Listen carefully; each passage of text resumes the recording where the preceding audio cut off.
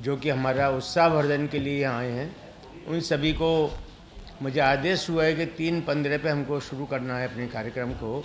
उससे पहले जो हमारी पार्टी के पदाधिकारीगण हैं उनके बारे में मैं आपको कुछ बताना चाहता हूँ। आप मेरे राइट से देखेंगे इंदू जी एक हमारा बहुत बड़ा नाम है हमारे समाज में। इंदू जी एक बार खड़ी हो जाएं आप भी, जो हमारी प्रवक्ता के रूप में भी जनशक्ति पार्टी को ज्वाइन की हैं। हमारे एच.एन. शर्मा जी भाई साहब, जिनका कोई भी परिचय देने की ज़रूरत नहीं है, सभी लोग उनको जानते हैं। हमारे पूर्व प्रधानमंत्री जी स्वर्गीय चंद्रशेखर जी के साथ में उन्होंने बहुत बड़ा सलाहकार के रूप में समय दिया था, और साथ ही साथ देवगौड़ा जी को भी उन्होंने हिंदी सिखाने का काम किया था, मुझको पता लगा, बहुत ही बड़ी बात है। वो हमारे मार्गदर्शक हैं। विपिन गुप्ता जी भी हमारे मार्गदर्शक हैं, एक बड़े मीडिया हाउस को चलाते हैं, नेशनल एक्सप्रेस को, तथा मेरे छोटे भाई के रूप में हमेशा मुझको सलाह देते रहते हैं और जिस पर मैं अमल करता हूँ। मेरे साथ में आर.के. त्रिवेदी जी हैं, जो कि उत्तर प्रदेश के झांसी से आए हैं, तथा हमारे उत्तर प्रदेश के पूर्वी उत्तर प्रदेश की कमान संभालने के लिए तत्पर हैं और मेरे साथ जुड़े हुए हैं।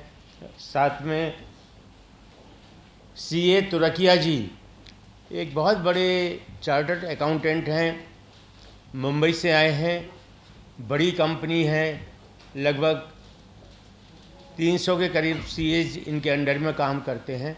वो भी हमारे साथ में आए हुए हैं और पार्टी के संरक्षक के रूप में मुझको मार्गदर्शन देते हैं। साथ ही पवन शर्मा जी बहुत ही एक्टिव, किसी भी अच्छे कार्य के लिए उनको याद करो वो तैयार होते हैं। उन्होंने हमारी वीर जनशक्ति पार्टी के बारे में जब सुना और हमारे विचारों को सुना तो वो भी जुड़ने के लिए तैयार हो गए, उनका भी मैं स्वागत करता हूँ। साथ ही सुकृति जी जैन, ये कटनी से आए हैं, पूर्व विधायक हैं, पहले भाजपा में विधायक रह चुके हैं, अभी भी भाजपा में थे, पर उन्होंने हमारे विचारों को सुन करके वीर जनशक्ति पार्टी ज्वाइन करने का मन बनाया है। हम सुकृति जैन, मैं उनका भी बहुत स्वागत करता हूँ। यहाँ पर चेयर नहीं है, नहीं तो हमारे प्रद्युमन जैन जी आए हुए हैं ऋषभ बिहार से, क्योंकि चेयर की कमी है प्रद्युमन जी यहाँ पे, तो उनका भी बहुत स्वागत, हमारी कमेटी में है वो। और साथ ही साथ सुदेश जैन जी, जो कि दिल्ली के संयोजक बने हैं, हम उनका भी बहुत बहुत स्वागत करते हैं। और अभी दिल्ली का अध्यक्ष का हमको चुनाव करना है, पर संयोजक का हमने कर दिया है। बहुत ही एक्टिव कार्यकर्ता हैं और सभी इनको नेताजी के नाम से जानते हैं, यमुना पार में जहाँ काफ़ी हमारे लोग हैं। मित्रों, मैं पुनः औपचारिक रूप से नहीं, अनौपचारिक रूप से भी, कैसे भी मानिए, अब आप सभी लोगों का बहुत बहुत स्वागत करता हूं। और आप सभी को बताना चाहता हूं, आप लोगों के मन में होगा कि जब देश के अंदर इतनी सारी पार्टियां हैं तो एक और नई पार्टी की ज़रूरत क्यों पड़ी। ये सबसे पहले प्रश्न आता है। जो प्रश्न आपको मुझसे पूछना चाहिए उससे का मैं पहले ही जवाब दे देता हूँ, या आप कोई पूछेंगे, आप में से कोई पूछना चाहेगा, या मैं इसका खुद ही जवाब दे देता हूँ कि वीर जनशक्ति पार्टी ऐसे लोगों के द्वारा बनाई गई है जो समाज से कुछ लेने का नहीं, समाज को देने में विश्वास करते हैं। वीर जनशक्ति पार्टी उन लोगों के द्वारा बनाई गई है जो हिंदुत्व से भी ज़्यादा बड़ी विचारधारा, सनातन धर्म की विचारधारा को लेकर के चल रहे हैं। आप सभी जानते हैं कि सनातन धर्म हमारे भारत में 4 धर्मों का जन्म हुआ। इतना प्राचीन देश है, इतनी सभ्यताएं, इतनी संस्कृति हैं। उनमें से आप सभी जानते हैं कि हिंदू, जैन, बौद्ध और सिख 4 धर्म भारत में जन्म लिए। और हमारी पार्टी का बहुत स्ट्रांगली मानना है कि हम भारत को सनातन राष्ट्र के रूप में जानें, ना कि खाली हिंदू राष्ट्र के रूप में। क्योंकि अगर हिंदू राष्ट्र ही हम लोग कहते हैं, ऐसा हमारी पार्टी के सभी लोगों ने विचार किया कि खाली हिंदू राष्ट्र बोलते हैं, तो वो एक छोटा सा रूप हो जाता है, वो पूरे भारतवर्ष को नहीं दर्शाता है। तो उसी के लिए वीर जनशक्ति पार्टी ने 2-3 चीज़ों पर जो जोर दे रहे हैं, नंबर एक, हमारे देश को सनातन राष्ट्र घोषित किया जाए, जिससे सभी भारतवासी जो देश में जन्मे हैं और सनातनी हैं उनको न्याय मिल सके और हम लोग अलग थलग ना पड़ें। जैसे मैं जैन हूँ, अगर मुझको लगेगा कि हिंदू राष्ट्र ही है खाली, तो हमको लगेगा कि हम जैन कहाँ गए फिर। इसलिए सनातन राष्ट्र की हम लोगों ने नींव रखी है और इसको बहुत ज़ोरों से हम पूरे देश में प्रचारित करेंगे। दूसरा, हम लोगों ने बहुत बड़ा मन में विश्वास बनाया है कि हमको, और जिसके लिए हम कटिबद्ध भी हैं और वचनबद्ध भी हैं, कि हम सभी लोगों को समृद्ध बनाएंगे। परिवार में कोई एक समृद्ध बनता है तो पूरे परिवार का भला हो जाता है। और हमारी पार्टी का मन है कि हम ऐसी योजनाएं लेकर के आ रहे हैं जिससे कि लोग नौकरी लेने वाले नहीं, नौकरी देने वाले बने। मतलब हर परिवार में एक व्यापारी का जन्म हो। और ऐसी हमने 2-3 कोर्सेज डिज़ाइन करवाए हैं, IIM अहमदाबाद से भी डिज़ाइन करवाए हैं, जिसके हमारे तुरकिया जी जिसको लीड कर रहे हैं उस काम के लिए, तुरकिया जी भी उसके बारे में बताएंगे कि कैसे हम लोग बच्चों को समृद्ध बनाएंगे। क्योंकि जब भी कोई भी बच्चा पढ़ के निकलता है उसके सामने 2 ही विकल्प होते हैं, या तो वो नौकरी करे या फिर व्यापारी बने। तो ज़्यादातर लोग जिनके पास में ज़्यादा संसाधन नहीं होते हैं वो नौकरी के लिए सोचा करते हैं। हम लोगों ने उसके उलट ये सोचा है कि वो जब निकले उससे पहले हम उनको ऐसा कोर्स करा दें जिससे कि वो नौकरी लेने वाले नहीं, नौकरी देने वाले बने, अर्थात व्यापारी बने। ये दूसरा हम लोगों का बहुत बड़ा है। तीसरा, MSME सेक्टर में इतनी बड़ी गुंजाइश है हमको काम करने की, माइक्रो लेवल पर, स्मॉल लेवल पर, मीडियम लेवल पर, उसको भी हम लोगों को बहुत तेज़ी के साथ में काम को करना है। इसके लिए हम लोगों ने प्लान किया है। चौथी जो बहुत बड़ी प्लानिंग है जिससे हमारा देश समृद्ध बनेगा, क्योंकि हमारा जो मैंने 3 पहली बात बोली, उसके बाद चौथी जो बात है वो समृद्धि पे बहुत ज़्यादा जोर है। समृद्ध हम लोग कैसे बनेंगे? समृद्ध एक ही तरीके से बनेंगे कि जब हमारे देश के हर एक व्यक्ति का विकास हो। अगर हर व्यक्ति का विकास होगा तो डेफिनेटली हम लोग समृद्ध बन जाएंगे। उसके लिए हमने गाँव के लिए भी, मैंने पढ़ा था गांधी जी की जो ग्राम स्वराज की संकल्पना थी, उसको मैंने बहुत अच्छे से पढ़ा और मैं गांव-गांव जा कर के उसको बोलता भी हूँ। और देश के एक जो भारत किसान समन्वय समूह करके एक संस्था है जिसमें 117 संगठन हैं, उसमें मैं जा कर के कभी वर्धा में, कभी कोटा में, कभी दूसरी जगह पे जा कर के मैं उसमें काफ़ी बोलता हूँ ग्राम स्वराज की। तो वही कल्पना हम लोग गाँव के अंदर लाना चाहते हैं। वो कल्पना मैं शॉर्ट में बता देता हूँ। जैसे किसी गाँव में 30-40 हज़ार लोग हैं, 2-3 गाँव में मिल कर के, तो वो लोग मिल कर के हम लोग उनको बताएंगे कि आप कौन सा काम करो। कोई आदमी बेसन का उत्पादन करे, चना तो सभी जगह होता ही है, कोई अगरबत्ती बनाए, कोई साबुन बनाए, और वो लोग सब एक दूसरे से खरीदेंगे। जो हमने जो चीज़ें की हैं उसका 2 गांव में हमने मॉडल चालू भी कर दिया है इस चीज़ को, जो बहुत ही सफल हो रहा है हम लोगों का। तो उसी को हम लोग पूरे देश में फैलाएंगे। और मुझे लगता है कि इन छोटे छोटे कामों से, हालांकि मंजिल बहुत लंबी है, कभी भी आप सभी सोच सकते हैं कि जब नई पार्टी बनती है तो एक बहुत छोटा सा होता है। आज मैं अपनी पत्नी के साथ आ रहा था कार में कि अभी तो हमारी पार्टी के पास में बच्चे का जन्म हुआ है, उसके लिए अभी तो कपड़े भी खरीदनी है, उसके लिए हमको सभी चीज़ें खरीदनी है, खेलने का सामान भी लेना है। उसी तरह से मैं आप सभी लोगों के शुभकामनाएं भी चाहूँगा कि सभी लोग इस पार्टी को आशीर्वाद भी दें, शुभकामनाएं भी दें, और मैं आप लोगों के जो प्रश्न हो गए उनका भी जवाब दूंगा। मैंने मेन बात आपको बता दी कि वीर जनशक्ति पार्टी का गठन और जन्म हम लोगों ने क्यों किया है। अब मैं चाहूँगा कि हमारे तुर्किया जी, जो मैंने कहा था कि बच्चों को किस तरह से व्यापार, एक इनका उदाहरण देता हूँ मैं। इनके 2 बेटे हैं, इनकी कंपनी को इनके बेटों ने कंपनी चाइना को बेची 6,200 करोड़ की, वो लोग चला नहीं पाए, उनसे 3,000 करोड़ में वापस खरीद ली, समझ लीजिए। तो तुर्किया जी इतने बड़े CA और इतना इनका ज्ञान है इन चीज़ों का, और इन्होंने ही लेवल नेक्स्ट का जो बताया था कि कैसे बच्चों को हम लोग व्यापारी बनाएं। आप में से भी हर एक कोई चाहेगा कि आपका बच्चा भी कोई ना कोई व्यापारी बने, तो मैं चाहता हूं कि वो 2 शब्द ज़रूर बोलें, फिर बाकी लोगों से भी हम कुछ बोलने को कहेंगे। साथ ही साथ फिर आप में से जो भी प्रश्न होंगे वो आप उसका उत्तर हम लोग देंगे। तुर्किया जी। नमस्कार आप सबको।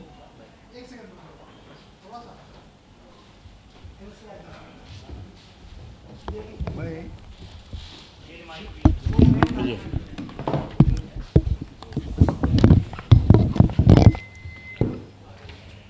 जैन हूँ, इसलिए मेरी एक संस्था है जैन इंटरनेशनल। हेलो, आवाज़ आ रही है? जी जी जी। मैं जैन हूँ और हमारे जैन लोग सब बिजनेसमैन हैं। हमारे बच्चे लोग भी बिजनेस ही करते हैं नौकरी करने के बदले।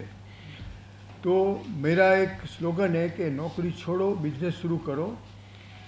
जो बिजनेस शुरू करोगे तो एक नौकरी की जगह खाली होगी, और आप जब बिजनेस शुरू करें तो दूसरे 2 आदमी को एम्प्लॉयमेंट देंगे। लेकिन एक आदमी जब नौकरी छोड़ के बिजनेस शुरू करता है तो 3 से 4 जॉब नया क्रिएट होता है। अभी करे तो किस तरह से करे, अगर कोई भी बिजनेस करना है तो हर एक जब बच्चा पढ़ता है स्कूल लेवल पे या कॉलेज लेवल पे, तो उसका एक ड्रीम होता है कि मैं कुछ करूं। तो उसको जो चीज़ में लाइकिंग होती है, ज़बरदस्त जो ज़्यादा से ज़्यादा लाइकिंग होती है, वो बिज़नेस उसको करना चाहिए।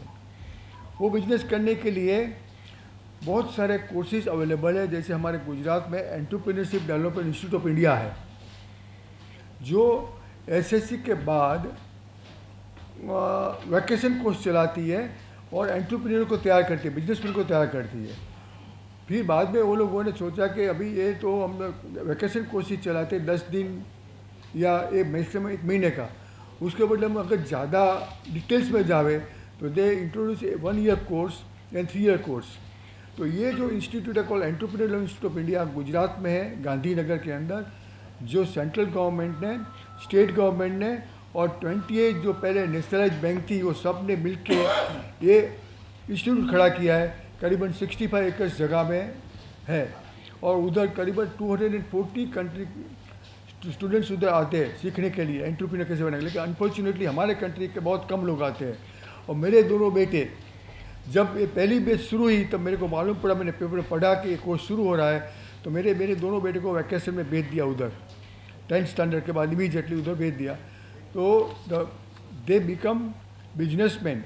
आज हमारे दुनिया के या हिंदुस्तान के जितने भी बिलियनर्स हैं उसके अंडर 40 में वो पहले 5 में आते, पहले 5 में आते हैं।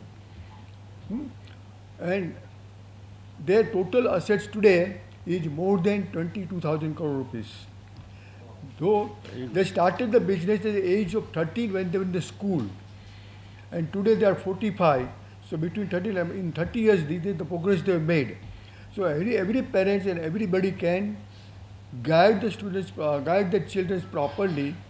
If they do not know, then there are also guidance centers available in various universities and colleges. And if they don't, still they don't know, then there is a call Entrepreneurship Institute of Development of India. If you go on the website EDI, you type EDII, then you will get all contacts over there, and you can contact them and start your courses over there. Or still, if you do not know, you can contact me through Mr. Manindra Jain.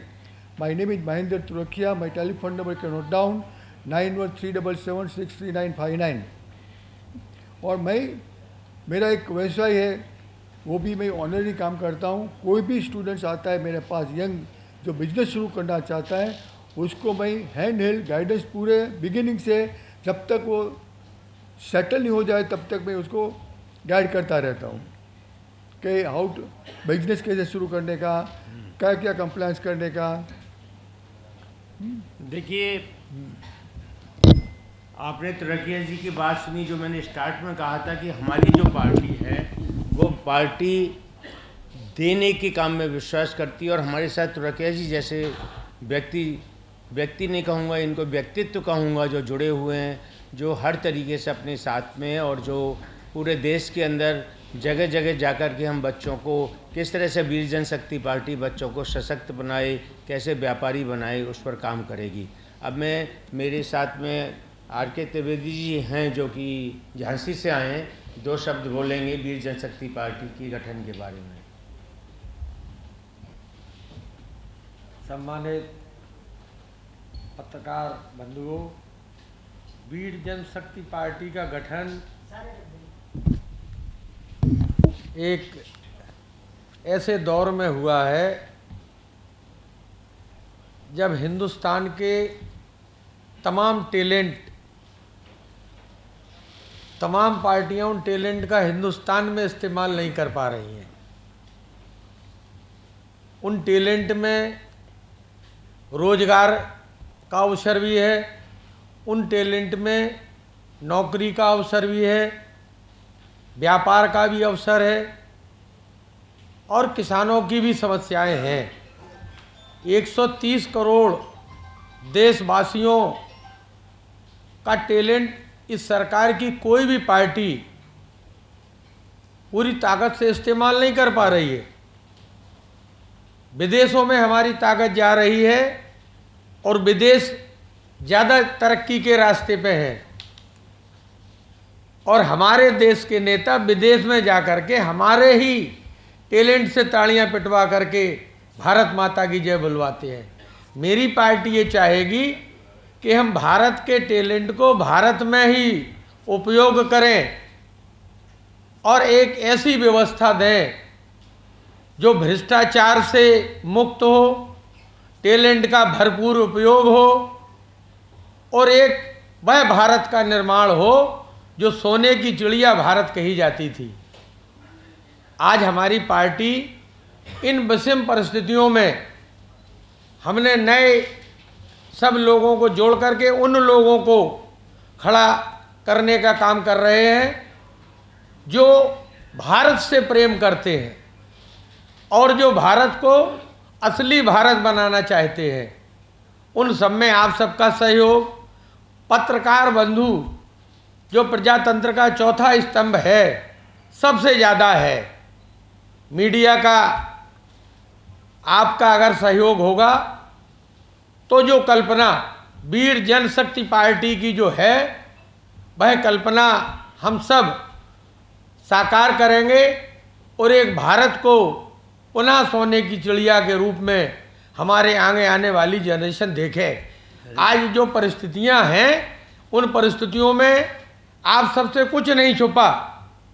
भ्रष्टाचार कितना है, जातिवाद कितना है, भेदभाव कितना है, नौजवानों को, व्यापारियों को, सारे लोगों के साथ अन्याय की चरम सीमा है। इसलिए इस पार्टी में वह लोगों का गठन है जो एक रचनात्मक सहयोग के साथ एक भारत को आगे ले जाने का संकल्प लेती है। वीर जनशक्ति पार्टी इसलिए गठन किया गया है। आप सबका सहयोग चाहिए। धन्यवाद।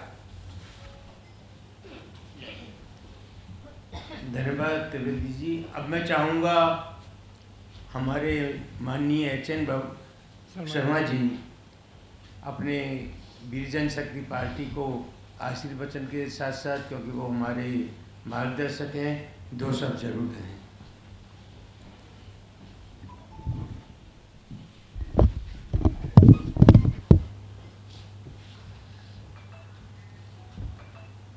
किसी भी पार्टी का जब उदय होता है तो व्यक्ति जो उसका अध्यक्ष होता है बड़ा इम्पॉर्टेंट होता है।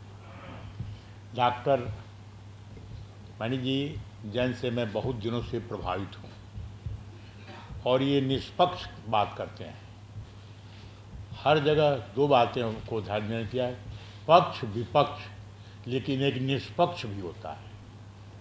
तो ये हमेशा किसी भी इशू पर हमने इनसे बात किया है तो ये निष्पक्ष बात करते हैं। आज देश के सामने समस्या ये है कि हम निष्पक्ष बात करने में चूक जाते हैं। आप बताइए कि हिंदुस्तान इतने दिनों से आज़ाद है और इतने दिनों के आज़ाद के बाद कश्मीर के जो पंडित हैं वो अभी भी दर दर ठोकर खा रहे हैं और अपने घर में आज भी जाने के लिए तरस रहे हैं। आज भी उनकी प्रॉपर्टियां कश्मीर में पड़ी हुई हैं, जबकि देश इतने दिनों से आज़ाद हो गया है। आज कुछ दिन पहले हमसे कश्मीर के लोग मिले। यहाँ कश्मीर के नौजवान भी आए हैं, समझ के नहीं आप, उन्होंने ज़्यादा समय कौन खड़ा हो जाइए। तो ये लोग आए हैं और भी वहाँ कश्मीर के लोग हमारे पास आए हैं। तो कश्मीर की जो अपने घर को छोड़ करके उनको निकाला गया है और अपने घर को नहीं जा सकते हैं और वो हिंदुस्तान के रहने वाले हैं, ये सबसे बड़ी समस्या है। तो इस न्याय पर भी मैंने मणि जी से बात किया था कि कश्मीर को पंडितों को वहाँ जाना जरूरी है। आज जब तक कश्मीर के पंडितों को उनके घर पर नहीं पहुँचाया जाए तब तक वहाँ पर यूनियन टेरिटरी ही रहे, केंद्र शासित प्रदेश होना चाहिए, इसके अलावा कोई ऐसी बात नहीं है। तो मैं ये कहना चाहता हूँ। दूसरी बात ये सुनिए कि वहाँ पर लाखों मंदिर हैं, उसको ये क्या बांग्लादेश की बात की जा रही है कि मंदिर को गिराया जा रहा है करे। अरे अपने देश में कश्मीर में इतने से मंदिर हैं, उस मंदिर में पूजा करने के लिए हम नहीं जा सकते हैं? तो ये चुनौतियां हैं।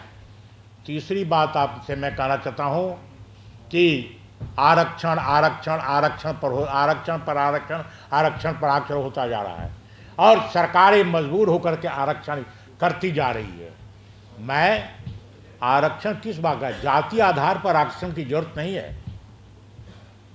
आरक्षण वह है कि गरीब और जाति कौन है, दो हैं, अमीर और गरीब। यहाँ दिल्ली में आप देख लीजिए, आप दिल्ली में अगर जाएंगे तो एक फ्रेंड्स कॉलोनी है, एक झुग्गी झोंपड़ी का अलग कॉलोनी है, तो उनका अंतर है वो देखना है ना। एक कनाट प्लेस का मार्केट है, एक शादी और जगह का गरीब का एक दुकान है, वो देखिए। तो हमारा ये बात पर भी ये पार्टी के अध्यक्ष हमसे एग्री थे कि गरीब और अमीर के ऊपर आरक्षण की बात होनी चाहिए, न कि जात के ऊपर होना चाहिए। और इस बात को आज नहीं, युवा तुर्क जिस समय इन लोग थे, चंद्रशेखर, मोहन दरिया, कृष्णकांत, रामधन, एजी कुलकर्णी, इन लोगों ने सदन में कहा है कि जब तक ये समस्या पूरा नहीं होगा देश तरक्की नहीं कर सकता है। कभी कोई कहे 40%, कोई कह रहा है कि इस जात को 2%, कोई या नहीं। और चुनाव के जोखिम में आप जो वादा करते हो कि नहीं बिजली फ्री, पानी फ्री, ये सब फ्री, ये सब नहीं होना चाहिए। आप पहले मेंबर ऑफ पार्लियामेंट कोई सड़क बनवाता था, अब मेंबर ऑफ पार्लियामेंट सड़क ही बनवाने के उसमें पड़ा हुआ है। सदन में अपनी बात, सरकार कोई भी हो, लेकिन सरकार को घेरने का काम अपोजिशन को है। जब अपोजिशन सरकार अपनी बात न कह करके इधर उधर चले जाते हैं तो क्या कर सकते हैं।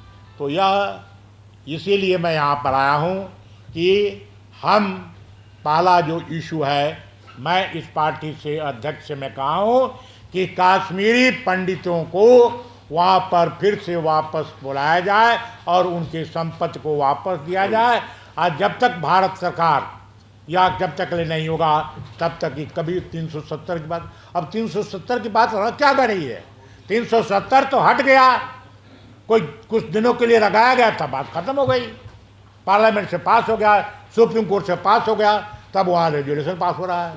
तो अब वो केंद्र शासित ही रहना चाहिए। इन्हीं शब्दों के साथ मैं इस पार्टी को बधाई देता हूँ। और जिस तरह से कि युवा तुर्क नेताओं ने रहकर कांग्रेस में रहते हुए चंद्रशेखर इमरजेंसी में 25 जून 1975 जेल गए थे, जयप्रकाश जी के साथ गए थे, अपनी निष्पक्ष बात करने के लिए पार्टी बनी है और इसका नेतृत्व ये डॉक्टर मणिचंद्र जैन जी कर रहे हैं। और इसीलिए मैं चाहता हूँ समय समय पर मैं इनके साथ सहयोग करता रहूँगा और जब भी हमारी जरूरत पड़ी मैं इन्हीं शब्दों के साथ आप लोगों से विदा लेता हूँ। Thank you.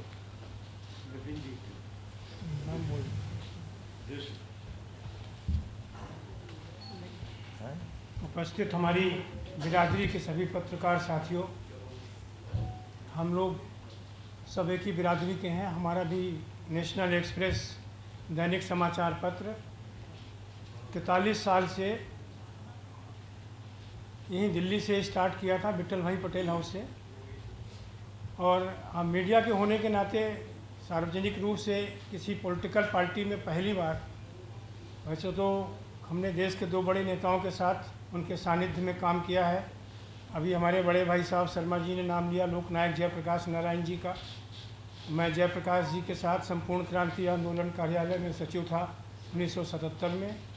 और फिर चौधरी चरण सिंह जी के साथ 3 साल 1981 तक विट्ठल भाई पटेल हाउस में ही कार्यालय सेवारत था। 1981 से हम मीडिया में आए और प्रेस क्लब से मेरा बहुत करीबी नाता है। मैं 78 से यहाँ के इसका मेंबर था, अभी मेरा बेटा है। और सभी लोग जितने लहरी जी हैं या जो भी हैं, जितने मैंने वैदिक जी का कार्यक्रम यहीं पर श्रद्धांजलि यहीं इसी सीट पर बैठा था। डॉक्टर वेद प्रताप वैदिक जी का भी आशीर्वाद मणिन जैन जी को मिला। तो मणिन जैन जी हमारे रविंद्र जैन के भाई हैं, संगीतकार हैं, सबको पता है आप लोगों को। अन्ना हजारे जी के साथ आपका बहुत, क्योंकि मैं थोड़ा सा परिचय इसलिए दे रहा हूँ कि अपना परिचय खुद नहीं दे सकते, उसमें आत्म प्रशंसा होती है, तो इसलिए मैंने इनका थोड़ा सा परिचय आप लोगों के सामने। तो अन्ना हजारे जी जब भी आते थे दिल्ली में तो आपकी गाड़ी से ही एयरपोर्ट में और इनके सारे कार्यक्रम ऑर्गेनाइज किए। किसानों के लिए जैसा इन्होंने खुद बताया, बहुत सारे इन्होंने कार्यक्रम किसानों की लड़ाइयाँ लड़ी और बहुत ही ये पाक साफ इनका एक साफ़ सुथरा जीवन है। इसलिए हम लोग और शर्मा जी इनकी इस पार्टी में राष्ट्रीय सलाहकार के रूप में, वैसे मैं बता दूं, मैंने जब 1999 में महेश योगी जी ने अजय भारत पार्टी बनाई थी तब भी मैंने उसमें थोड़ा सा योगदान किया था। लेकिन वो जो उन्होंने पार्टी बनाई थी अजय भारत जी, क्योंकि हमारे देश में कितनी पार्टियां हैं, 2700 पार्टियां तो ऐसी हैं जिनका अभी प्रादुर्भाव हो चुका है और 68 पार्टियां राज्य स्तर की हैं, 6 पार्टियां राष्ट्रीय हैं। तो राष्ट्रीय पार्टियां 6 हैं और 68 पार्टियां जो राज्य स्तर की हैं, क्षेत्रीय पार्टियां 2700 पार्टियां अभी रजिस्टर्ड हैं। तो हम लोग भी आज से आप लोगों के बीच में एक नई पार्टी, एक नई नदी के रूप में प्रवेश कर रहे हैं प्रेस क्लब ऑफ इंडिया में। तो हम आप लोग चूँकि हमारे भाई हैं, हम भी मीडिया से हैं, आप भी मीडिया से हैं, और मीडिया के दुख भी हैं, दर्द भी हैं, सुख भी हैं, सारी उनकी संघर्ष होता है। मीडिया, हमको याद है 1984 का राजीव गांधी जी जब प्रेस बिल ला रहे थे तो रामनाथ गोयनका जी यहाँ से निकले थे और उनके साथ बहुत कम लोग थे। तो मेरे पास आलोक मेहता जी का और कई लोगों का फ़ोन आए, बोले विपिन जी कहाँ है? हमने कहा मैं प्रेस क्लब में पहुँच रहा हूँ, वीपी हाउस में रहता था उस समय पर। तो मैंने उस यात्रा में भी भाग लिया और 100-150 लोगों को इकट्ठा किया। तब ये मोबाइल का साधन नहीं था। तो प्रेस वालों की लड़ाई अलग तरह की होती है। चतुर्वेदी जी यहाँ बैठते हैं, जानते हैं, हमारे बहुत पुराने मित्र हैं, साथी। तो हमारा आप लोगों से आग्रह ये है कि हमारी इस पार्टी को आप लोगों का आशीर्वाद चाहिए। आप सोशल मीडिया का ज़माना है, छोटे छोटे यूट्यूब चैनल में हमारी जो भी खबर है, और हम लोग कोई गलती करें, मणि जैन कोई गलती करते हैं तो आप लोग सलाह दीजिए, आलोचना नहीं, मेरी राय है। क्योंकि अभी जैसा कहा कि बच्चा अभी कपड़ा खरीदेगा, बढ़ेगा, ठुमक चलत रामचंद्र बाजत पैजनिया, धीरे धीरे बढ़ेंगे, तो वो मेरी भावना है। इसलिए आप लोगों का आशीर्वाद, और शर्मा जी जैसे अनुभवी आपको नहीं मालूम है राजनीतिक सलाहकार चंद्रशेखर जी के, और चंद्रशेखर जी इतना विश्वास करते थे कि ब्लैंक कागज़ में साइन करके दे देते थे। मेरा आपका 45 साल का साथ है। तो मैं आप लोगों से, मीडिया के जो हमारे भाई बंधु हैं, आप लोग मेरी बिरादरी के हैं, आप, मैंने पहले कहा हम लोग बिरादरी बोलते हैं एक दूसरे की, और मीडिया होता है। इस देश का पहला पत्रकार कौन था? संजय था, इसने भगवान कृष्ण के गीता का उपदेश धृतराष्ट्र को सुनाया। तो आप लोग धृतराष्ट्र को मत देखिए, भगवान ने क्या बोला है उस पर आप लोगों की निगाह होनी चाहिए। और हमारे बारे में, हमारी पार्टी के बारे में, चूँकि हम लोग पार्टी के सदस्य नहीं हैं, अभी हम लोग सलाहकार हैं, चूँकि मार्गदर्शन जैसे मैंने कहा कि आपको अन्ना हजारे का, अभी और बड़ी बड़ी हस्तियाँ आएंगी, लोग जुड़ेंगे, क्योंकि पार्टियों का चलाना बहुत कठिन काम होता है, धन बल की ज़रूरत होती है। और मैंने तो सन 80 में, जब 79 में मुरारजी भाई की सरकार गिरी, तो मैंने 1-2 लाइनें लिखी थी, हालांकि नहीं बोलनी चाहिए, फिर भी मेरा मन नहीं मान रहा है। राजनीति का सारा वातावरण घिनौना है, भोली जनता नेताओं के लिए खिलौना है। ऐसे वातावरण में ये पार्टी आ रही है कि जब घिनौना वातावरण है, आप लोग देख रहे हैं, समझ रहे हैं। तो मेरी आपसे यही अपेक्षा है कि आप लोग हमारे मणिन भाई साहब का पूरा मार्गदर्शन भी करें, सहयोग भी करें, और खबरों को जितना जहाँ तक पहुँचा सकते हैं। और जो भी लोग हमारी पार्टी से जुड़ना चाहते हैं, हम लोग बिल्कुल खुला है, हम लोग चाहते हैं। एक और बात बता दूँ, मैं भूल गया, भारतीय मतदाता संगठन, जिसको देश के सबसे बड़े टैक्स पेयर टीटी ग्रुप के मालिक ऋषभ चंद्र जैन जी ने बनाया था, मैं भी उसका राष्ट्रीय अध्यक्ष हूँ। उन्होंने संन्यास ले लिया, मणिन भाई साहब उसके ट्रस्टी हैं, अश्विनी उपाध्याय जी हैं उसमें। तो ऐसे बहुत सारे लोग, क्योंकि हम लोगों ने जो भारतीय मतदाता संगठन बनाया, उसमें एक मंशा थी कि अच्छे लोग राजनीति में आएँ, साफ सुथरे लोग आएँ, अच्छे पत्रकार आएँ, अच्छे वकील आएँ, अच्छे विद्वान आएँ, प्रोफेसर आएँ। तो हम लोगों को इसलिए पार्टी की ज़रूरत पड़ी कि देश में एक अच्छे लोगों की पार्टी होनी चाहिए। आप लोगों का आशीर्वाद मिले, यही कामना है। वो जो कश्मीर के लड़के आए हैं, वो जरा एक शब्द बोलना चाहते हैं। इसके बाद बुलवा देंगे। इसके बाद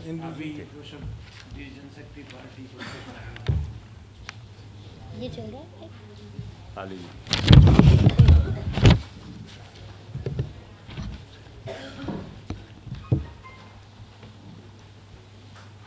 जय भारत। मैं डॉक्टर रिंकू जैन यहाँ आए सभी पत्रकार बंधुओं का स्वागत करती हूँ, अभिनंदन करती हूँ। भारत देश जो एक प्राचीन परंपरा को लिए हुए है, जिसका हम सभी सम्मान करते हैं, उसी ऐतिहासिक परंपरा को जिस तरह से हमारे भारत देश को आगे बढ़ाया जाता था, जिस तरह से स्वयं रोजगार हम दे सके, ऐसा वातावरण जो व्यवस्थित रूप से बनाया जाता था और जो हमारी इस तरह की प्राचीन परंपरा रही है, उस परंपरा को आगे बढ़ाने वाले, उसका एक दूरदर्शी दृष्टिकोण जिनका है, ऐसे हमारे राष्ट्रीय अध्यक्ष वीर जनशक्ति पार्टी के आदरणीय मणिधर जैन जी ने जो एक सपना देखा है, हम सभी उस सपने के साथ हैं। वास्तव में हम भारत के नागरिक हैं और भारत को आगे तक ले जाने के लिए हम संकल्पबद्ध हैं। तो चाहे वो रोजगार की समस्या हो, चाहे आत्मनिर्भर बनाने की समस्या हो, आज का युवा अगर आत्मनिर्भर होगा और बचपन से ही अगर इसकी नींव पड़ेगी, अगर हम शिक्षा पे ज़्यादा ध्यान देंगे और उसको बचपन से ही अगर हम एक व्यवसायिक क्षेत्र में अगर हम आगे ले जाने का दृष्टिकोण देंगे, तो निश्चित रूप से हमारा देश आर्थिक रूप से समृद्ध बनेगा और हम ऐसे आर्थिक दृष्टि से समृद्ध बन जाएंगे कि हम दूसरों को रोजगार देने के काबिल बन सकेंगे। तो हमारा भारत आगे तक जाए, बहुत ऊंचाइयों को प्राप्त करे, इसी भावना के साथ जय भारत।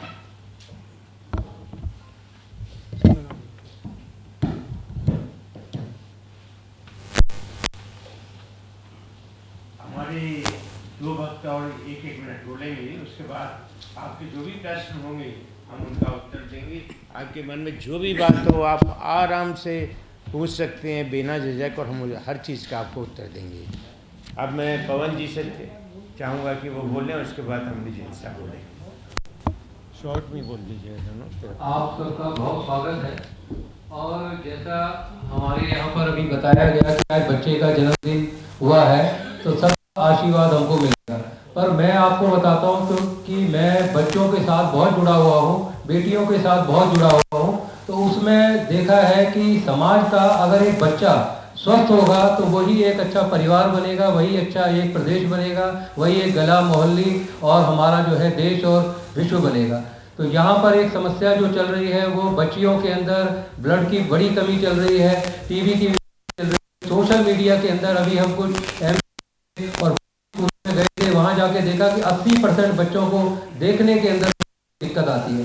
तो हम लोग रोजगार तो दे पाएंगे, पर क्या वो समृद्ध हो पाएंगे? हमने देखा है कई बार कि डिप्रेशन के शिकार युवा IIT के IIM से पढ़े हुए वो ऐसे चीज में चले जाते हैं। तो हमें समाज को एक दिशा भी देनी है, समाज को एक देनी है, और वो देखना है क्या वो सुशासन की तरफ जा रही है, क्या वो एक गांव शहर को मजबूत बना रहा है। क्योंकि ऐसा नहीं है कि ये भारत हम आज बनाने चले हैं, इसकी जैसा भाई साहब ने बताया ये एक सनातन पद्धति हजारों साल से चलती आ रही है। तो उसी पद्धति को हमने कायम करना है, विदेश से नहीं सीखना। आज इस मंच से हम यही प्रयास करके चलेंगे। और भाई साहब मनिंदर जी ने जो बीड़ा उठाया है, जो वीर शक्ति की उन्होंने ये काम किया है, उस महावीर के लिए हम लोग जो है आगे बढ़ेंगे। यही मेरे 2 शब्द हैं। धन्यवाद।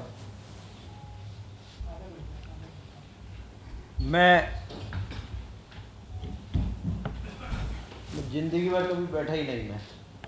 मैं सुकीर्ति जैन XMLA हूँ, बीजेपी से विधायक था मैं। जब से बीजेपी का गठन हुआ तब से आज तक हो, और आज के बाद वीर जनशक्ति पार्टी। एक जिस उम्मीद के साथ में वहाँ समर्पण के साथ में काम किया, स्वरूप बदलता चला गया। आज वीर जनशक्ति पार्टी में जो योजनाकार बैठे हुए हैं, जिनके मन में इच्छा शक्ति है कि हम कुछ अच्छा करेंगे, वो आज इस प्लेटफॉर्म के अंतर्गत आए हैं। हम भी चाहते हैं कि आने वाले समय में इस देश का युवा याचक नहीं लायक बने। 1000 रुपये महीना, 2000 रुपये महीना, 8000 रुपये महीना, ये लालच है, ये लोगों को अकर्मण्य बना रहा है। और हमारी पार्टी लोगों को योग्य बनाएगी, सक्षम बनाएगी। चाहे उनका क्षेत्र यदि कृषि का है तो भूमि कृषि वीर कहलाएंगे वो, सुरक्षा के क्षेत्र में काम कर रहे हैं तो सुरक्षा वीर कहलाएंगे, उद्योग के क्षेत्र में काम कर रहे हैं तो उद्योग वीर कहलाएंगे। वीर का तात्पर्य अपने अपने क्षेत्र की सर्वश्रेष्ठ पंक्ति को तैयार करना। इसी उद्देश्य के लिए वीर जनशक्ति पार्टी का गठन हुआ है। इस पर काम करने वाले युवा लोग भी जुड़ेंगे और उनके लिए अच्छी समृद्ध योजना देने वाले बुद्धिजीवी भी हैं। आज इन सबको मिलकर जो एक समूह तैयार हुआ है वो आप लोगों के सामने वीर जनशक्ति पार्टी के नाम से प्रस्तुत हुआ है। आप सब लोगों का मार्गदर्शन भी रहेगा, सहयोग भी रहेगा और जहां आवश्यकता होगी निश्चित रूप से आपका समर्थन भी हमें चाहिए। इन्हीं अपेक्षाओं के साथ मैं अपनी वाणी को विराम देता हूं। जय हिंद, जय भारत।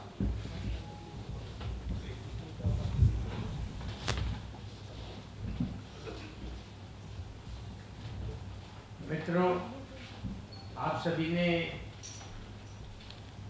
हमारे मंच पर उपस्थित मेरे सभी सहयोगियों की बात सुनी और हर एक के विचार सुने आपने। आपको अब पक्का दिल में विश्वास बैठ गया होगा कि जो वीर जनशक्ति पार्टी का जो गठन हुआ है वो लेने वाले नहीं देने वाले के रूप में हुआ है। और जैसा कि मैंने शुरू में कहा कि 3-4 चीज़ों पे हम बहुत ज़्यादा जोर दे रहे हैं। सनातन धर्म पर, किसानों के लिए गांव-गांव में हम लोग ग्राम स्वराज के ऊपर काम करने की, जिससे छोटे छोटे उद्योग लगा करके MSME के माध्यम से उनका जीवन हम अच्छा बना सकें। और तीसरी चीज़ जो मैंने कहा कि लेवल नेक्स्ट, हर कोई जीवन में चाहता है कि वो अगले लेवल पर पहुँचे। तो ऐसे सभी बच्चों के लिए, युवाओं के लिए, क्योंकि जब घर में समृद्ध होगा, जहाँ बेरोज़गारी होती है वहाँ पर आप समझ लो कि जितने क्राइम होते हैं या जो भी गलत बातें होते हैं वो होती हैं। और जब आदमी काम में लगा रहता है, आज हम लोगों के पास जो यहाँ बैठे हुए हैं 1 मिनट की फुर्सत नहीं होती है। मैं स्वयं देश की 15-16 बड़ी संस्थाओं के साथ जुड़ा हुआ हूँ। एशियन अरब चैम्बर का 53 कंट्रीज़ का चेयरमैन भी हूँ, महासमिति का राष्ट्रीय अध्यक्ष भी हूँ अपने जैन समाज का। उसी तरह की चाहे जियो हो, जीतो हो, हर संस्था उसके साथ जुड़ा हुआ हूँ। तो मैं चाहता हूँ कि आप सबका आशीर्वाद मिलेगा तो हम लोग जो है ना बहुत अच्छे से अपने देश की सेवा कर पाएंगे। तथा मैं हमारी पार्टी में एक और चीज़ मैं बताना चाहता हूँ कि हम किसी के विरोध में नहीं हैं। हम चाहे वो भाजपा हो, कांग्रेस हो या और कोई सी भी पार्टी हो, हमारा सबके साथ में तालमेल बनेगा, क्योंकि हमारा व्यापक उद्देश्य भारत को समर्थ बनाना है। अब मैं चाहूँगा कि प्रद्युमन जी हमारे साथ जुड़े हुए हैं, वो मंच पे नहीं बैठ पा रहे हैं। साथ ही साथ सुदेश जी एक बार फिर खड़े हो जाइए, जो अपने दिल्ली के संयोजक बने हैं हमारे सुदेश जैन जी, उनको भी 1 मिनट के लिए आइए, यहाँ सामने आइए। और प्रद्युमन जी 1 मिनट में बात कीजिए, फिर हम प्रश्न का स्टार्ट करेंगे। लीजिए। अच्छा, वहाँ से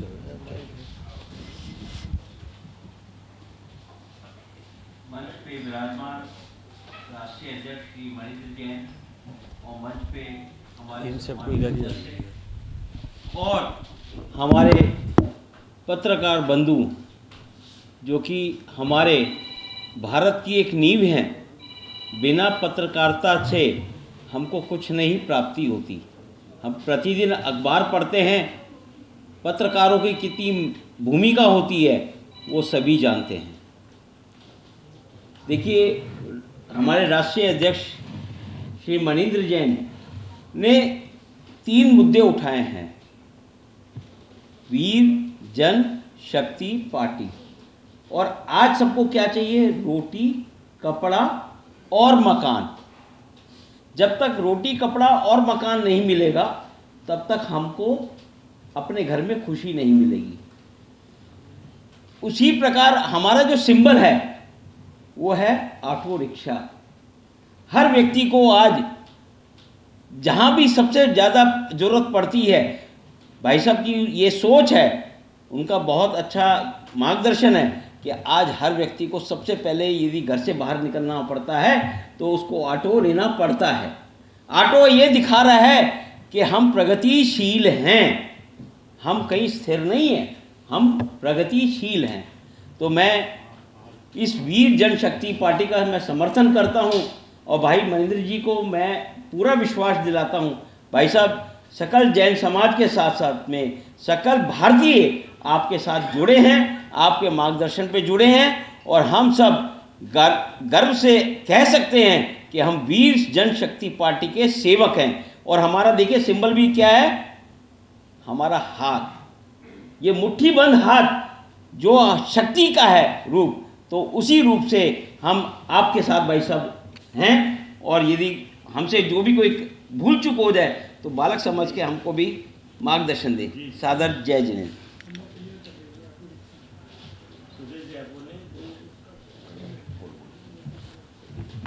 सभी पत्रकार भाइयों को मैं हाथ जोड़ के विनती करता हूं कि मैं जो पार्टी भाई साहब ने, मनिंदर भाई साहब ने मुझे संयोजक पद का दिया है, मैं दिल्ली में 40 से ऊपर चुनाव लड़वाने की हिम्मत रखता हूं, और मैं चाहता हूं आप पत्रकार भाई मेरा सहयोग करें, मेरे संदेश को लोगों तक पहुंचाएं।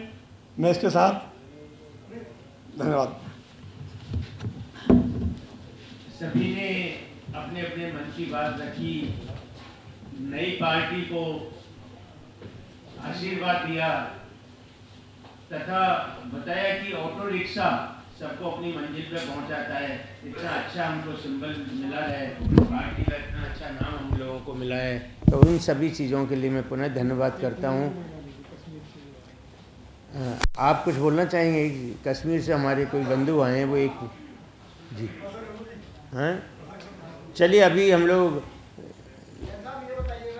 जी जी जी जी जी जी जी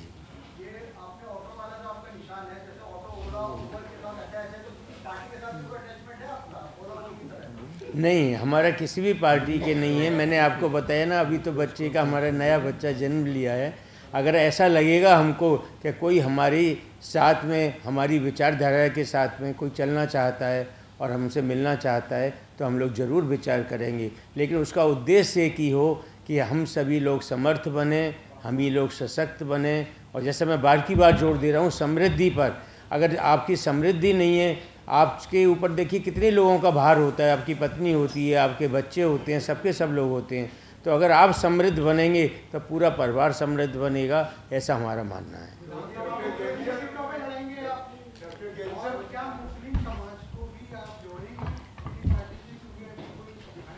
जी जी जी मैं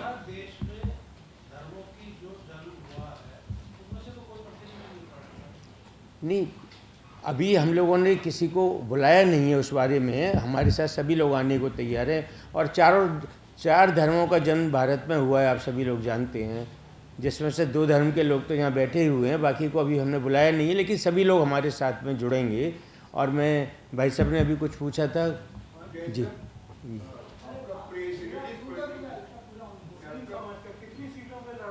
हम लोग 30 से 40 सीटों पे हमारा मन है, और अगर हमको और अच्छे प्रत्याशी मिल गए तो हम लोग पूरी की पूरी सीटों पर लड़ सकते हैं। लेकिन हमारा जो मन बना है कि कम से कम 30 से 40 सीटों पर हम जोरों के साथ में अपने प्रत्याशी खड़ा करेंगे।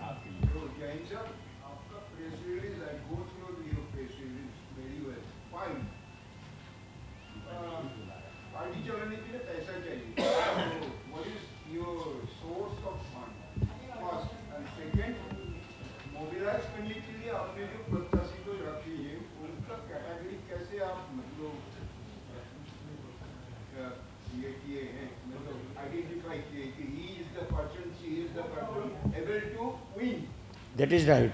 I agree with you what you are asking. हमने जो सोर्स ऑफ फंड पे मैं जवाब देता हूँ कि हम लोगों के साथ जो जुड़े हुए लोग हैं, जैसे मैं बार की बार शुरू से ही बोल रहा हूँ, बहुत ही समृद्ध लोग हैं, और आज भी हम लोग उस समाज से हैं, जैन और वैश्य समाज से, जो कि देश के 24% GDP में हमारा योगदान है। अगर आपको पता हो, चाहे वो गौतम अदानी हो, चाहे हमारे तुरकिया जी हों, जब मैं अभी नाम नहीं लेना चाहता ऐसी जगह से, सब लोगों का 24% जैन और वैश्य समाज हमारे देश को देता है। वो लोग अपने साथ जुड़ रहे हैं। मैंने अभी आपको तुरकिया जी का एग्जांपल दिया कि उनके बेटे ने 6200 करोड़ में बेची और 3000 में ख़रीद ली। 3200 करोड़ रुपया, तो उन्होंने देखिए एक छोटा सा बच्चा भी 40 साल का है। तो एनी बेस तो हमें कोई फ़ंड की दिक्कत नहीं है, हम पूरी ताकत से लड़ेंगे और अपने फ़ंड से लड़ेंगे, हमको किसी की ज़रूरत नहीं पड़ेगी, ऐसा मुझे पूर्ण विश्वास है। साथ ही साथ आपने जो दूसरा प्रश्न पूछा कि हमको अच्छे प्रत्याशी कहाँ से मिलेंगे, उसके लिए हमने अब जो कमेटी बनाई है, हमारे सोशल मीडिया में हम लोगों ने अभी डाला हुआ है कि काफ़ी लोग हमारे साथ जुड़ने के लिए तैयार हैं। देखिए आज भी हमारे साथ में ये कहाँ से आए हुए हैं, झांसी से आए हुए हैं, वो कटनी से आए हुए हैं, ये मुंबई से आए हुए हैं, तो पूरे देश के लोग, और आप ताज्जुब करेंगे, मैंने कभी सोचा नहीं था। वैसे भी 18 नंबर लकी होता है, 18 तारीख को ही हमारी पार्टी का जन्म हुआ और 9 तारीख को सिंबल मिला। देखिए 1 और 8, 1 और 8 9 हो गए, और 9 ही तारीख को सिंबल मिला हमको, दोनों ही चीज़। और मैं आप एक और चीज़ बता दूं, कल्की धाम का मैं मुख्य सलाहकार हूं, आचार्य प्रमोद कृष्ण जी का भी। यहाँ से जाके सीधा 5 बजे वो मेरे घर भी आ रहे हैं, और उसकी भी शिला लेने का मुझको चांस मिला। तो मेरे लिए ना हिंदू धर्म हो, तभी मैंने सनातन की जो कल्पना आपको बताई है कि भारत के चारों धर्म मिला करके सनातन राष्ट्र घोषित किया जाए, और स्ट्रांगली आज आप सभी लोग लिखें कि भारत को खाली हिंदू राष्ट्र ना समझा जाए, क्योंकि हिंदू राष्ट्र जब कहते हैं तो हम लोगों को लगता है कि हम लोग उसके साथ में नहीं हैं, हमको निकाला जा रहा है उसमें से। तो सनातन राष्ट्र की जो कल्पना है, जो बहुत बड़ी मैंने सोची है, और मैंने इवन प्रमोद जी से जब मैंने कही, प्रमोद कृष्ण जी जो आज मेरे घर भी आ रहे हैं 5 बजे, तो वो भी बहुत खुश हुए कि तुमने इतना अच्छा विचार बनाया है। आप देख ही रहे हैं कि कनाडा में क्या हो रहा है। कनाडा के कुछ लोग, अलगाववादी लोग, हमारे लिए बोलते, वो मंदिरों पे हमला कर रहे हैं, आप सबको मालूम है। तो वो समझते हैं कि हम हिंदू से भी अलग हैं। तो मेरी जो बहुत बड़ी जो कल्पना है कि सभी को जोड़ करके हम लोग भारत को मजबूत करेंगे। टोटल हमारा एक ही लक्ष्य है, भारत को मजबूत करना, प्रति व्यक्ति को मजबूत करना। अगर हर व्यक्ति मजबूत होगा, समाज मजबूत होगा, और जब समाज मजबूत होगा तो धर्म मजबूत होगा। यहाँ मैं एक और बात आपको उल्लेख कर दूँ कि जब कच्छ में भूकंप आया था तो सबसे पहले हमारे जैन और वैश्य समाज ने जाके 100 करोड़ का चेक अटल जी को दिया था, और उनकी आंखों में आंसू आ गए थे। बोले कि देखिए, हम उस समय की बात बता रहा हूँ मैं, आज से 30-35 साल पहले की।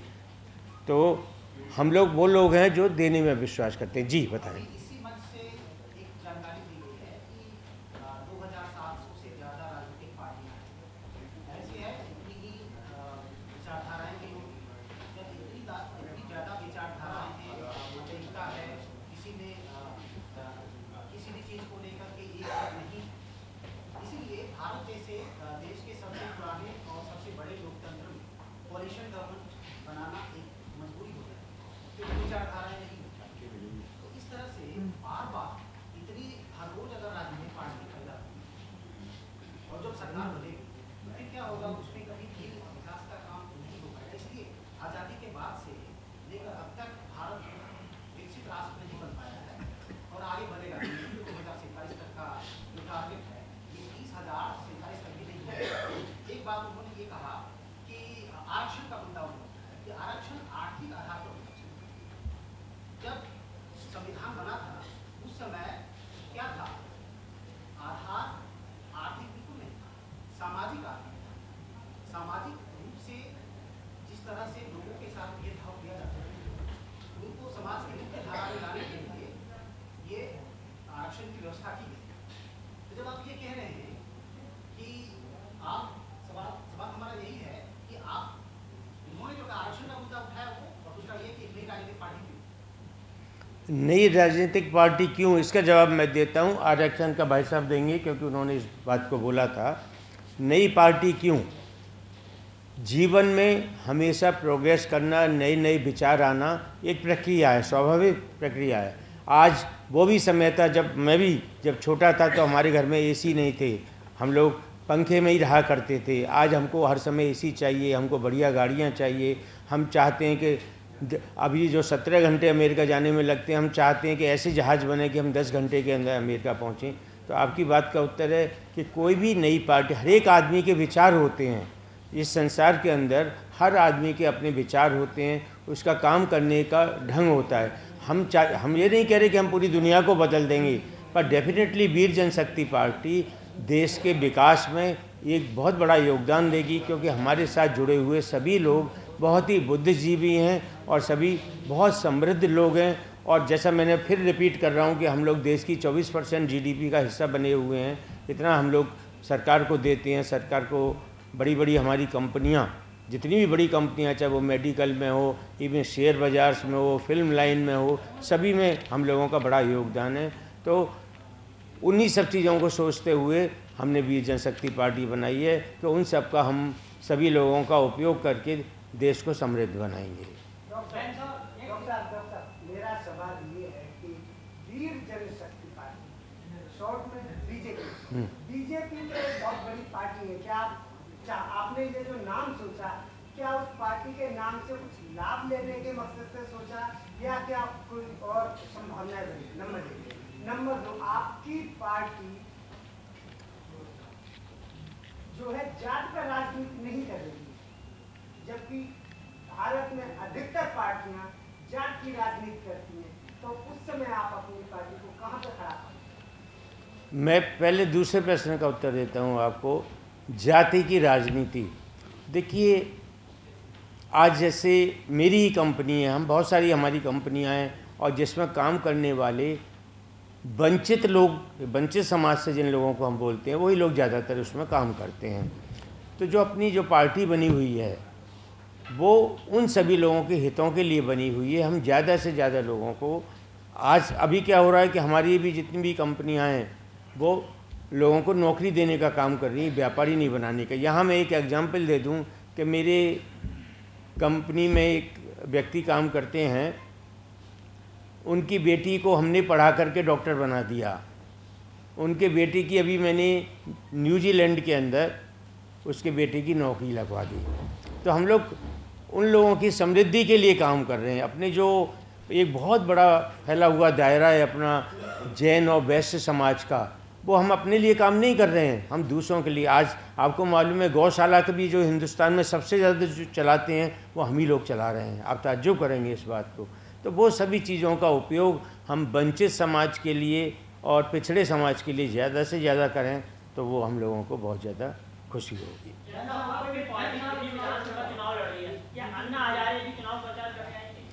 देखिए अन्ना जी का मेरे ऊपर आशीर्वाद है, वो मुझको बहुत प्यार करते हैं। मैंने उनके ऊपर फिल्म भी बनाई थी, मैं कपिल शर्मा के शो में भी उनको लेकर के गया था। वो सब बात ठीक है, लेकिन वो इसके पक्षधर नहीं हैं। वो हमेशा पार्टी की, क्योंकि उनका कहना है कि अगर पार्टी बनानी है तो कोई पार्टी की ज़रूरत नहीं है, सब लोग मिल करके एक शहर में फैसला करें कि भाई हम इसको, ये अच्छा आदमी है, ये हम लोगों का ध्यान करेगा, उसी को हम MLA MP माने। उनकी विचारधारा थोड़ी अलग है। और जी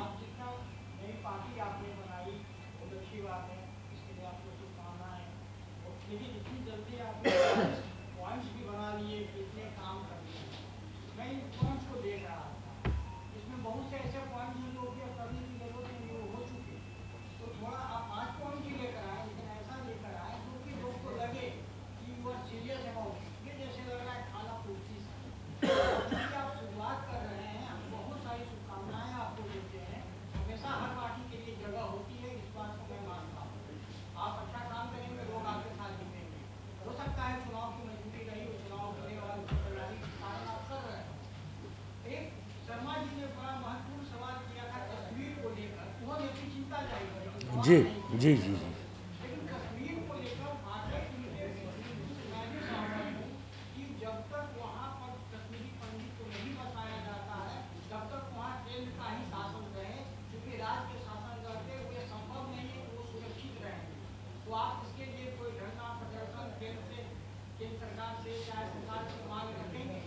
बिल्कुल, जो आपने कहा है वो हम सभी की चिंता है। और आदरणीय माननीय शर्मा जी ने जो बात कही है, जो हमारे सलाहकार हैं, उनकी चिंता को हम लोगों ने डिस्कस किया और हम लोग बहुत जल्दी इसके ऊपर काम करने का कर रहे हैं।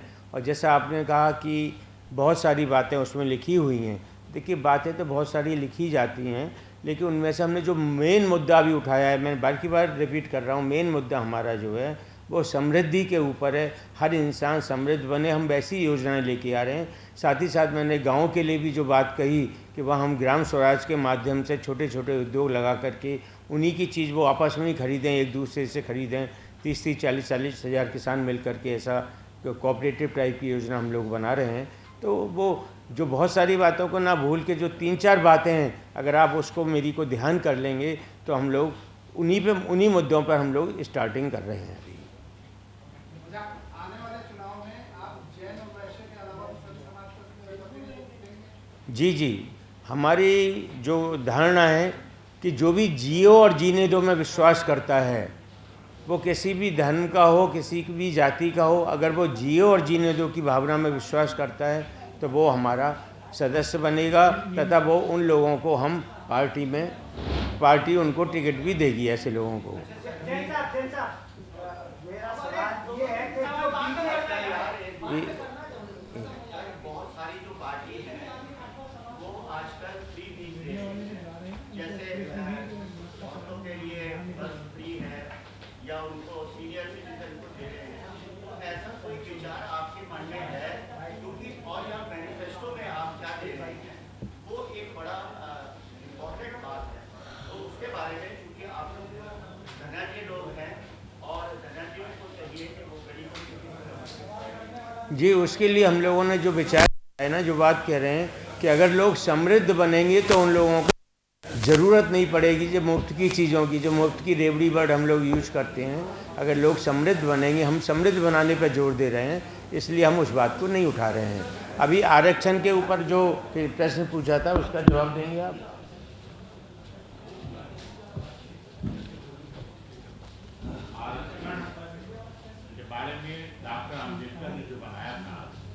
कुछ वर्षों के लिए बनाया। अब मान लीजिए कि आरक्षण हो, जैसे कि लालू प्रसाद जी हैं, जिस समय वो गरीब थे उस समय तो आरक्षण के अधिकारी थे, लेकिन अब तो मुख्यमंत्री हो गए, उनके लड़के समृद्ध हो गए, तो जब समृद्ध हो गए तो आरक्षण किस बात की, उनको आरक्षण है। जैसे इसी तरह से हर जगह किया है कि आरक्षण का मतलब ये समझे कि जैसे कि अगर कोई ब्राह्मण का लड़का है, अगर कोई मान लीजिए कि जैन धर्म का है, अगर वो गरीब है तो इन्होंने कहा ना कि गरीब की मदद करेंगे। अभी इन्होंने अध्यक्ष महोदय ने कहा कि मैं अपना कंपनी चला रहा हूँ और चलाएंगे ताकि गरीबों को भी मदद मिले। तो जहाँ तक गरीबी का सवाल है, वो आरक्षण जो अमीर और गरीब का, और जाति दो है, एक अमीर और एक गरीब, दूसरे जाति पर अगर होगा तो कभी नहीं होगा। आप बताएं कि कितने ऐसे हैं, जैसे कि आपको मैं बता रहा हूँ, जगजीवन राम ने भी ये कहा था कि अब मुझे आरक्षण की क्या जरूरत है, जब वो डिफेंस मिनिस्टर थे और पार्लियामेंट में कहा था कि अब मुझे आरक्षण की क्या जरूरत है और मेरे बच्चों को आरक्षण की क्या जरूरत है। उन्होंने कहा था, और संविधान और एज ए डिफेंस मिनिस्टर उन्होंने कहा था। तो मैं कहता हूँ कि आरक्षण हो, लेकिन ये हो कि उसको गरीबी की रेखा के उसको आरक्षण हो, कि भाई अगर किसी भी कास्ट का हो, किसी भी धर्म का हो, अगर वो गरीब हो तो उसके लिए आरक्षण होना चाहिए।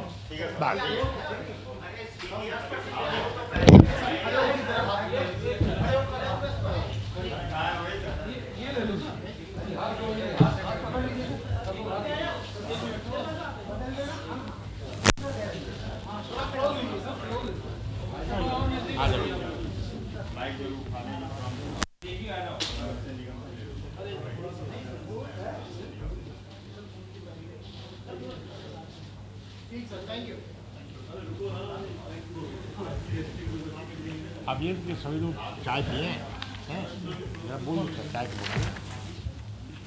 आप सब नहीं कर रहे हैं।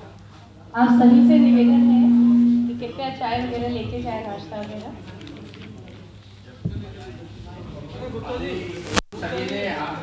हम लोगों ने आप सभी के लिए ना हुआ, और लगता है कि भगवान हम सभी लोग जो बैठे हुए हैं मंच पर उनसे बड़े काम करवाना चाहता है, तो उन्होंने हम लोगों को वीर जनशक्ति पार्टी का जो नाम चुना था वो निर्वाचन आयोग के द्वारा मंजूर कर लिया गया। डॉक्टर साहब, मेरा अगला सवाल ये है कि जैसे अभी आपने कहा है जैन, बुद्ध, सिख और इसमें, और आपने मुस्लिम धर्म का इसमें नाम नहीं लिया, नंबर 1, और आप इसको सनातन धर्म की पार्टी के रूप में उभारना चाहते हैं, जबकि बौद्धिस्ट तो इससे सनातन धर्म को मानते नहीं, वो अपने एक अलग बौद्ध का धर्म मानते हैं। कैसे जोड़ पाएंगे आप उनको, कैसे समझाएंगे? मैंने देखिए, आपको मैंने जो कहा कि भारत में 4 धर्मों का जन्म हुआ, हिंदू, जैन, बौद्ध और सिख, और हम सभी लोग सनातनी हैं, कोई माने या ना माने। मेरा स्ट्रांग मानना है कि भारत में जो भी जन्मा है वो सनातनी है, और सनातन का मतलब आप जानते हैं, शाश्वत को हम सनातन बोलते हैं, जिसका कभी अंत नहीं होता। तो हम सभी लोग मिलकर के ही, और जैसा आपने कहा बौद्ध वालों से मेरी काफ़ी लोगों से बात की, और अगली साल जो भी प्रेस कॉन्फ्रेंस होगी उसमें आप उनको मेरे साथ भी बैठा देखेंगी, क्योंकि अगर भारत को एक रखना है तो हमको इन चारों को एक रखना पड़ेगा। दूसरा, आपने मुस्लिम वाली बात कही, देखिए हम लोग मुस्लिम के बिल्कुल भी विरोध में नहीं हैं, और मेरे भी, जैसे मैंने कहा, मेरा भारत में भी काम है, दुबई में, सऊदी अरब में, मैं 53 कंट्रीज़ का चेयरमैन भी बना हूँ, Asian Arab chamber of commerce का। सब जगह जाता हूँ, सबसे बहुत आत्मीय संबंध है, और ज़्यादातर मुस्लिम लोग भी मैं देखता हूँ कि वो हम लोगों के ख़िलाफ़ नहीं है, हिंदुओं के ख़िलाफ़ नहीं है। मेरे बहुत सारे दोस्त भी दिवाली मनाते हैं, सब करते हैं। कुछ लोग सब जगह होते हैं, चाहे वो हिंदू धर्म में हो, जैन में हो या मुस्लिम में हो, जो कि एक दूसरे के प्रति कटुता रखते हैं। तो हमको उन बातों से दूर रखना पड़ेगा, और साथ ही साथ जो जिए और जीने दो में विश्वास रखेगा, वो कोई भी जाति धर्म का होगा, वो हमारा साथी बनेगा। सनातन धर्म का एक जो अभी जो नेतृत्व करती है, अगर वो पार्टी का नाम कहे तो वो बीजेपी है, और आप अपने आप को भी कह रहे हैं कि सनातन धर्म का नेतृत्व करेंगे। तो एक बहुत बड़ी पार्टी जब मौजूद है तो आप लोग आप पर विश्वास क्यों करेंगे और क्या करें? देखिए, इसका बहुत अच्छा जवाब देता हूँ। जो पार्टी जिसका नाम लिया आपने, वो हिंदुत्व की बात करती है, उनका ज़्यादातर बात है हिंदुत्व की बात करती है। जब वो सनातन बोर्ड बनाने की बात करती है, मैंने उन सबसे बहुत आगे बढ़ कर के आज आपको बोला है कि हमारे देश को सनातन राष्ट्र बोला जाए, ना कि हम लोग खाली एक सनातन वर्ड को जनरल रूप में उपयोग करें। अब जब इस देश में इस समय ऐसा चल रहा है, जब एक हिंदू और मुस्लिम इस तरीके का चल रहा है, या SC ST OBC एक तरफ है, हिंदुत्व एक तरफ है, जब दो अलग अलग बड़े बड़े भाग डिवाइडेड हो रहे हैं, ऐसे में आप सबको कैसे जोड़ पाएंगे, लोगों को समझा कैसे पाएंगे, मेंटली कैसे चेंज करेंगे? देखिए, अगर हमारे अंदर प्रबल शक्ति होती है कोई भी काम करने की, चाहे शेड्यूल कास्ट हो या कुछ है, कोई भी जाति का हो, जैसा आप नाम ले रहे हैं सबका, मैं उसका बिल्कुल समर्थक नहीं हूँ आपकी बात का, क्योंकि हमारी जो बात है वो सबको समृद्ध बनाने की बात है। हम लोग चाहते हैं वो समृद्ध बने। कोई शेड्यूल कास्ट हो, उसको घर में कुछ खाने को भी नहीं हो, आप खाली जाति की बात करते रहें, तो उसका कोई मतलब नहीं है। हमको सबको समृद्ध बनाना है, हम प्रयास करेंगे, और कभी भी प्रयास मैंने देखा है खाली नहीं जाता। आज जो छोटी सी बात आपको लग रही है, कल हो सकता है कि पूरे देश से आपको वीर जनशक्ति पार्टी के पक्ष में ही आवाज़ सुनाई देने लगे। अभी आपकी ही जो मंच पर बैठे हुए कुछ लोगों ने कहा कि आरक्षण जो है वो गरीबी अमीरी के आधार पर होना चाहिए, जबकि संविधान कहता है आरक्षण जो है जात पर आधारित है। तो आप इसका मतलब ये है कि संविधान को भी आप नहीं मानते हैं, आप अपनी तरफ से जो है जात का आरक्षण को खत्म करके आप क्या गरीबी और अमीरी का आरक्षण लागू करेंगे फिर? नहीं, हम लोगों ने, किसी ने ये नहीं बोला कि हम आरक्षण खत्म करेंगे। संविधान में जो लिखा हुआ है, आप जानते हैं संविधान में लिखी हुई बातों को कितनी हम लोगों ने अभी चेंज किए हैं, कितनी बातों को हमने चेंज किया है, और जो भी चेंज की गई हैं वो अच्छे के लिए चेंज की गई हैं। कोई भी बात ऐसी नहीं की गई कि ख़राब चीज़ के लिए अच्छी बात को चेंज किया जाए। तो हो सकता है कल इस बात को भी पूरी पार्लियामेंट डिसाइड करे कि हम लोग चेंज करके जो अमीरी गरीबी की बात बोली गई है उस पर हम लोग काम करें। और वो बात भी सही है। बहुत से मैंने देखा है कि वंचित लोग या पिछड़ी जातियों के लोग ऐसे हैं जो बहुत ज़्यादा अमीर हो गए हैं, उनको अभी आरक्षण की ज़रूरत नहीं है। आज हमारे वैश्य में भी, चाहे जैन में भी बोलो, चाहे बहुत कम परसेंटेज है, हो सकता है कि कुछ गरीब लोग हों, उनको भी हमें इस दायरे में लाना चाहिए। तो संविधान में अगर परिवर्तन की ज़रूरत पड़ेगी और सब लोग ऐसा चाहेंगे तो कल हो सकता है कि ये बात भी सच हो जाए। लेकिन अभी भी भारत में जात के आधार पर लोगों का तुष्टिकरण होता है, लोगों के साथ मारपीट की जाती है, घोड़ियों पर नहीं बैठने दिया जाता है और ऊंच नीच का बर्ताव होता है। आप उसको कैसे रोक पाएंगे फिर? उसका हम प्रयास करेंगे। रोकने की तो बात मैं नहीं कर सकता, क्योंकि अभी हम लोग पावर में नहीं हैं। जिस दिन पावर में आएंगे उस दिन ऐसी बात सोचेंगे, लेकिन हमारे मन में प्रबल इच्छा है कि ऐसी सब बातों को रोका जाए जिसमें गरीब अमीर की बात हो या जातियों की बात हो। अच्छा, चलिए एक अंतिम सवाल ये है कि जो आपको देख रहे हैं लोग, आप उनसे क्या मैसेज देंगे?